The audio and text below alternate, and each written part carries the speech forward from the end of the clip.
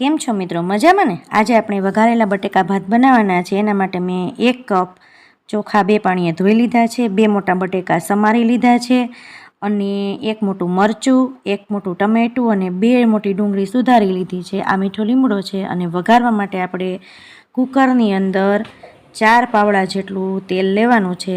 જો મોટા પાવડા હોય તો 2 પાવડા અને નાના પાવડા હોય તો 4 પાવડા જેટલું આપણે તેલ લેવાનું છે. મેં અહીંયા સિંગ તેલ લીધું છે.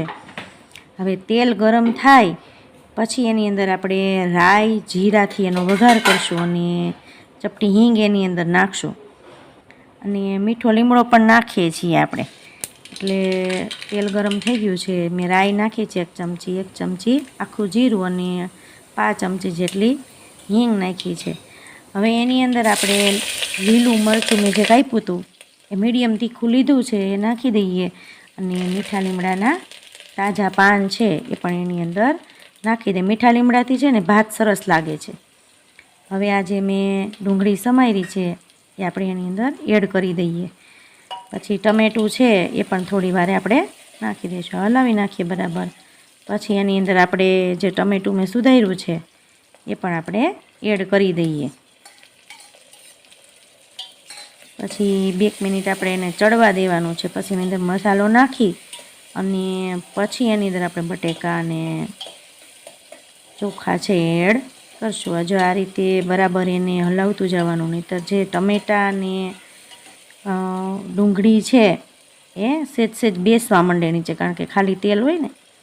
હવે એની અંદર આ જે સમારેલા બટેકા છે એ નાખી દઈશું. મેં 2 મોટા બટેકા લીધા હતા અને એને ઝીણા ઝીણા સમારી લીધા છે. વઘારેલા ભાત છે ને 2 રીતે થાય. એક તો બટેકા નાખીને થાય અને બટેકા વગર પણ આપણે વઘારી શકીએ. આપણે છે ને બટેકા ભાત બનાવીએ છીએ વઘારેલા, એટલે એમાં ચોખા જેટલા નાખીએ ને એટલા જ પ્રમાણમાં આપણે બટેટા છે સામે એડ કરવા પડે. હવે એની અંદર આપણે મસાલો થોડો કરી દઈએ. 1/2 ચમચી હળદર, 1/2 ચમચી લાલ મરચું અને મીઠું છે એ પણ 1 આખી ચમચી ભરીને નાખશું, કારણ કે ચોખા છે એ પાણીમાં બફાશે એટલે એ કુકર છે એ અડધું ભરાઈ જશે. એટલે એ પ્રમાણમાં આપણે મીઠું નાખશું. બટેકા ભાતમાં મીઠું છે ને બહુ ચડિયાતું ન હોય, એ તો છે ને ખારું થઈ જાય. એટલે 1 ચમચી બરાબર છે. અને બરાબર હલાવી નાખશું અને થોડી વાર છે ને એને એમનેમ કુકરમાં તેલની અંદર ચડવા દઈશું, કારણ કે શાકમાં પણ આપણે કરીએ છીએ ને, થોડી વાર એમનેમ તેલમાં ચડવા દઈએ ને તો જ શાક છે ને એમાં મસાલો બરાબર ચડે, એટલે શાકનો સ્વાદ છે ને સરસ આવે. તો આ રીતે જો મેં 2 મિનિટ ચડવા દીધું છે, હલાવી નાખીએ. જો સરસ ચડી ગયું છે, મસાલો ભળી ગયો છે. એની અંદર આપણે આ ચોખા છે એ એડ કરી દઈએ અને ચોખા તપેલીમાં સેજ ચોઈટા રહેશે ને એને આપણે થોડું પાણી નાખી અને ધોઈને અંદર જવા દઈશું. પાછા થોડું પાણી નાખીએ તપેલીમાં અને પછી જો આ રીતે કાઢી લેવાના છે. લગભગ 3 ગ્લાસ જેટલું પાણી છે ને આની અંદર આપણે નાખવાનું થશે. એટલે જો 1 વાટકો ચોખા હતા ને 1 આખો વાટકો બટેકા, એટલે 2 વાટકા તો જોઈએ જ, એટલે 2 ગ્લાસ તો જોઈએ જ 2 વાટકાની સામે. એટલે અને બરાબર સરસ ચડે ને એના માટે આપણે 3 ગ્લાસ છે એ પાણી નાખ્યું છે.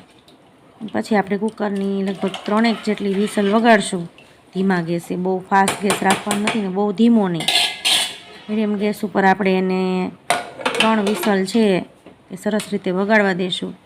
પછી જો સરસ મજાના બટેકા ભાત આપણા રેડી છે. જો કેટલું સરસ ટેક્સચર આવ્યું છે એનું, સેજ પણ એક પણ જગ્યાએ ક્યાંય દાજ પડી નથી. અને મેં બરાબર 3 વિસલ કરી હતી, એટલે જો એકદમ સરસ રીતે બટેકાય ચડી ગયા છે અને ચોખા પણ ચડી ગયા છે. તમે પણ એકવાર બટેકા ભાત ટ્રાય કરજો. વઘારેલા ભાત તો આપણે બનાવતા જોઈએ છીએ, પણ બટેકા ભાત પણ ગુજરાતીની ફેવરિટ રેસીપી છે. ઘરે એકવાર જરૂરથી ટ્રાય કરજો.